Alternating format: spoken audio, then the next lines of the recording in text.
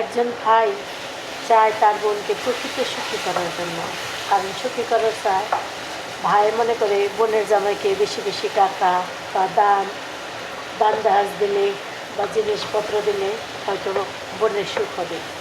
এটা ভুল ধারণা। যার স্বামী দিয়ে সুখ হয় না তার ভাই কি টাকা দিয়ে সুখ কিনতে পারবে? একজন ভাই চায়, প্রকৃত ভাই যারা হয়তো ভাবতে পারেন আমার ভাইরা না, আমার ভাইরা কখনোই আমাদের সুখ চায়ও নাই আর আমাদের কিছু দেয়ও নাই। আর কখনো ভাইরা চায় না বোনের সুখ বিসর্জন হোক। তো যার স্বামীদের সুখ না হয় তার কখনো সন্তানদের সুখ হয় না।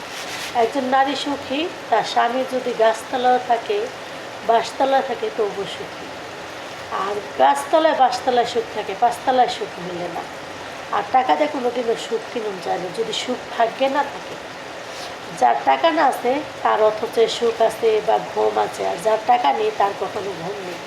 দেখেন হয়তো একদিন আমার বাড়ি ঘর আগেও ছিল না বা এখনও নাই, তবে তখন আমার ঘুম ছিল চোখে।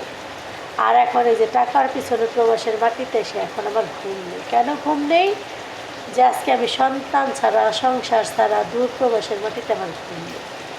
যদি আজকে টাকার পাশে না ছুটতাম, সন্তানদের বুকে নিয়ে শান্তিতে ঘুম আসতাম, ঘুমটা আসতো ভালো। হয়তো টাকা পয়সা না থাকতে পারে বা অর্থ সম্পদ না থাকা পারে, একজন মেয়ের কাছে টাকাটা কোনোদিনও বড় সম্পদ না। তার কাছে বড় সম্পদ স্বামীর সুখ আর সন্তানদের ভালোবাসা।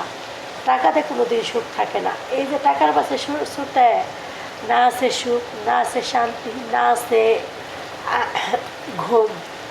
আর যখন আমার টাকা ছিল না বা টাকার পাশে ছুটি নাই, নিজে দিন বাদ এক একটু খাইছি, হয়তো এমনও দিন গেছে না খায়ও কাটাইছি, কিন্তু তখন না আমার অনেক সুখ ছিল, অনেক ঘুম ছিল।